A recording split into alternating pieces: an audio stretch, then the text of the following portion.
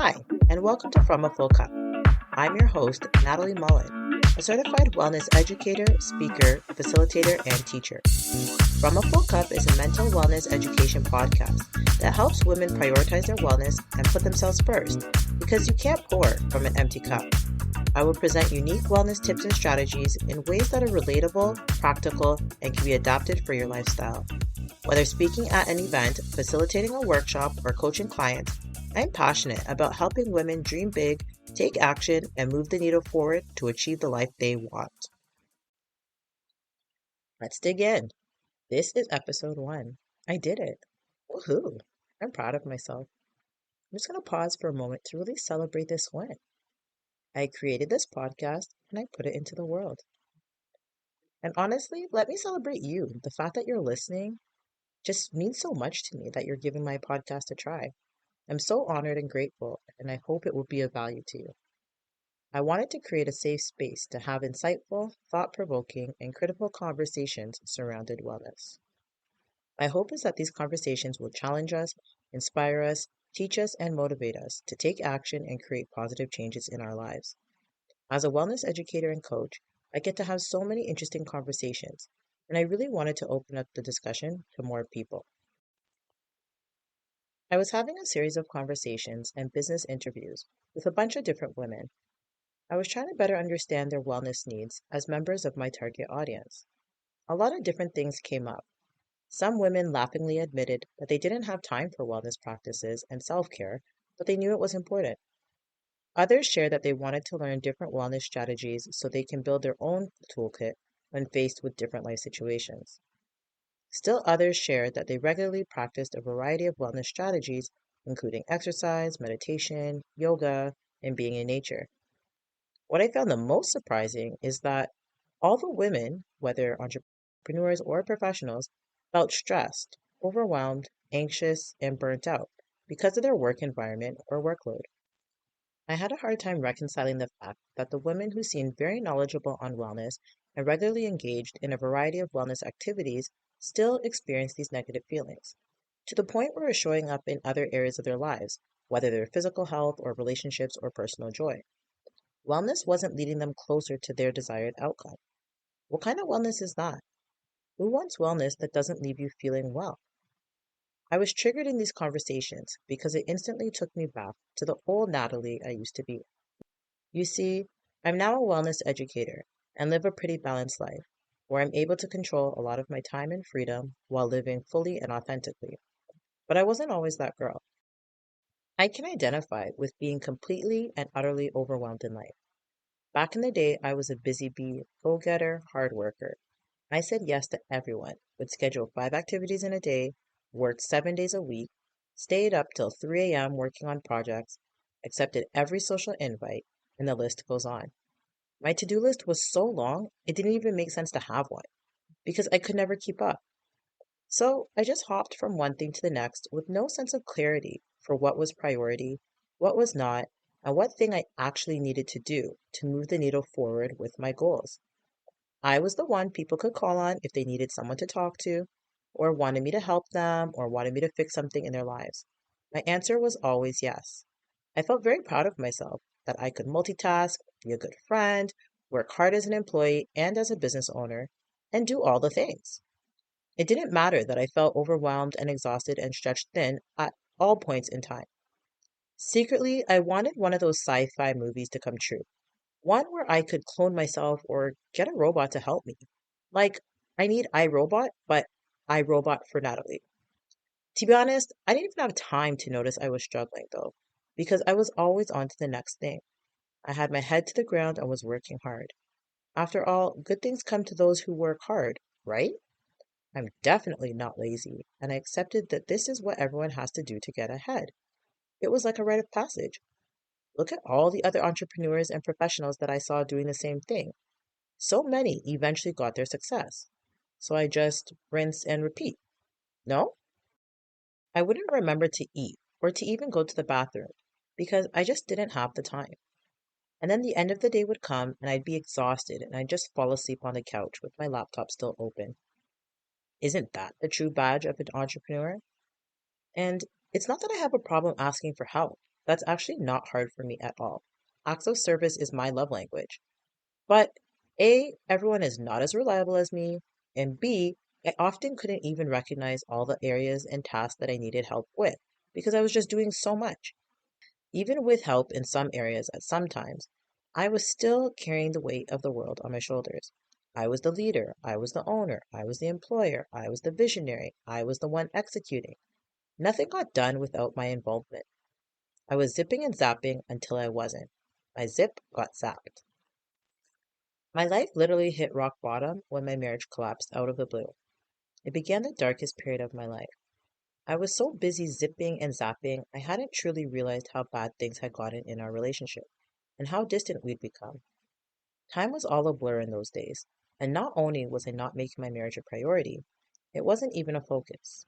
There were just so many other things to do that seemed more important, at least in the temporary. So my husband fell to the way, way back burner. My busyness and overwhelm was costing me my marriage. And what was even worse was that I had completely lost sight of myself. I didn't know who I was anymore. I had put myself and my needs on the back burner for so long that I was like an empty shell. Unbeknownst to pretty much everybody, I had a mental breakdown and entered a deep depression. Next episode, I'll share more about my wellness journey. But for now, let me jump back to those business conversations I was having. Why was burnout and being unfulfilled so rampant? It was like a disease that everyone had. I had just returned to Canada a few years prior and was not used to seeing such high levels of stress. You see, I had recently spent 8 years living on the small, sunny island of Antigua. I had moved there right after grad school. It was interesting observing a society that functioned completely different from Canada. And by Canada, I mean the metropolis Greater Toronto area. Canada was fast paced. It was go, go, go. It was a lot of movement, a lot of speed, a lot of hustle, a lot of work, a lot of events, a lot of people. Antigua was the exact opposite. A lot of slowness, a lot of waiting, a lot of stillness, a lot of downtime, and even a lot of boredom. At first, this was extremely hard to adapt to. You remember the person I used to be. Well, I brought that same person to Antigua, and it was hard for me to adjust. I was just so used to getting things done quickly and efficiently. And let me tell you, island time it's different. It really is its own metric that ebbs and flows on its own schedule, and there is no agreed upon understanding of it, other than anti urgency, anti rush, anti fast. That's the thing in Antigua. There are really firm boundaries set by the population regarding their time and what, as a people, they will and won't do with their time. The vast majority of people place huge value on having time to rest, chill, having peace and quiet, time with their families, time to themselves.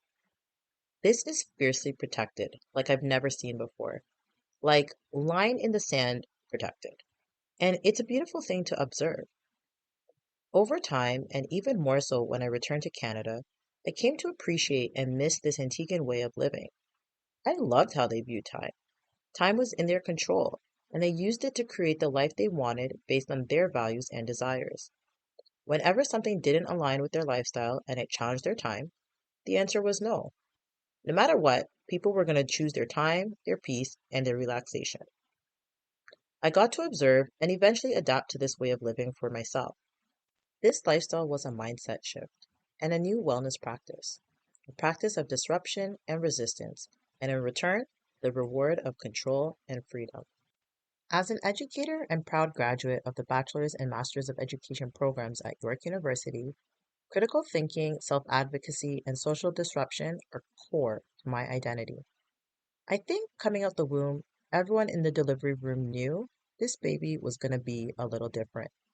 This baby was not going to be complacent or settle for what other people expected or wanted. No, no, no. This girl was going to be a bold leader who likes to ruffle feathers, lean into discomfort as a way to create change, and empower and motivate others to do the same. As an adult, I maintain the same persona. I like to challenge things, improve processes, dismantle broken systems, question knowledge and ways of knowing. I am obsessed with growth, impact, and transformation while remaining authentic. So when I look at wellness, I'm not just looking at things that make me feel good.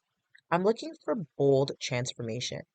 I'm always asking, what is helping me become a better version of myself and move the needle closer to the life I want? Mental health and wellness are hot buzzwords right now. Everyone is talking about these topics. There are so many books, videos, workshops, podcasts, employee programs, etc., etc.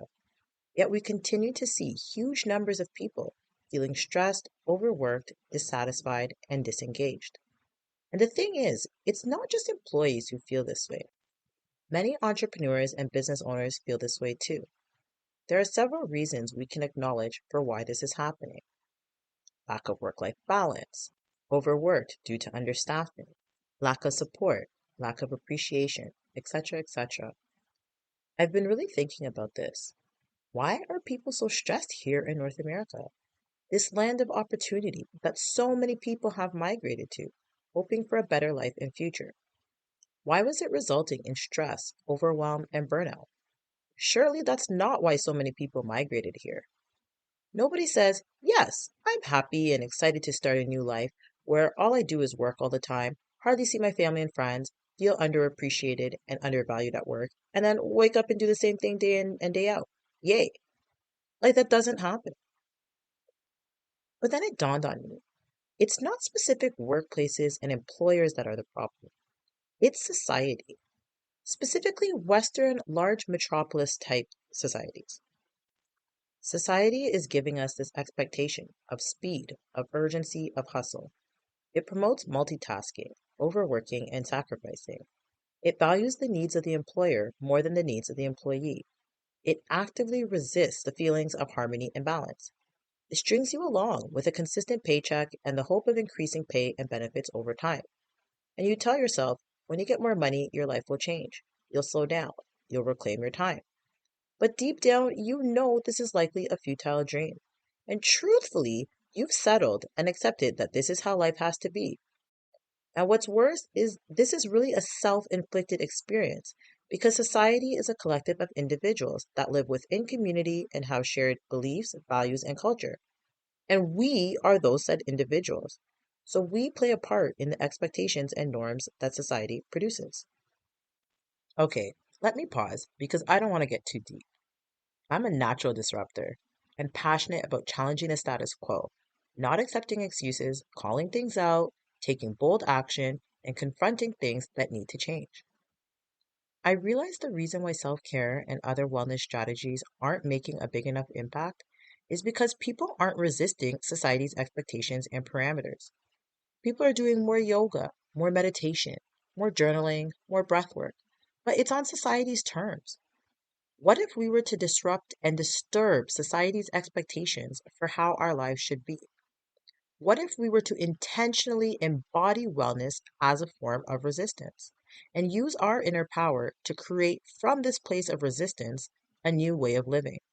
One where we were in control and lived in alignment based on our values, our goals, our desired outcomes, not society's own. This, my friends, is what disruptive wellness is all about. Together, let's create a community, a collective of women, and everyone else is welcome, who are willing to explore, question, unlearn, relearn, and disrupt their understanding of wellness. A community who is willing to prioritize their wellness and take control of it in radical ways that are meaningful to them. Now, in order to shift from our present reality to the new one we envision, we need to take inspired action. Every episode, I will challenge you with a call to action. Today's is a reflective journaling prompt. I want you to take some time to deeply think about these three questions. They will also be in the show notes for your reference. Number one, what is it costing you to not prioritize your wellness? Number two, what is it costing you to live within society's expectations for your life instead of your own? Number three, if you continue on this path, what will your life be like 5 years from now? After the call to action, I like to say an affirmation, and I invite you to say it with me. The affirmation is as follows: my life will change the moment I take action to change my life. Again, my life will change the moment I take action to change my life. In closing, I want to thank you for listening to today's podcast. If it resonated with you, please send me a message and let me know your thoughts. Next episode, I'm talking about my wellness journey and how choosing myself saved my life and my marriage. I'll be on your podcast feed and in your email inbox every Thursday, so make sure to subscribe to From the Full Cup newsletter in the show notes. This podcast is brought to you by Captivate, best podcasting platform, period. If you're looking to start a podcast, I promise you this is the easiest way. You can start a free trial by clicking the link in the show notes. Until next time, continue to serve yourself, your loved ones, and your community from a full cup. Do you ever feel like there's never enough time in the day for you to focus on yourself? Don't worry, I've got something that can help. I have a free cheat sheet called 3 Easy Self-Care Time Hacks that you can download and implement this week. You'll be shocked at how quickly and easily you can regain some me time. Visit sheet.fromafullcup.com for your free download or click the link in the show notes.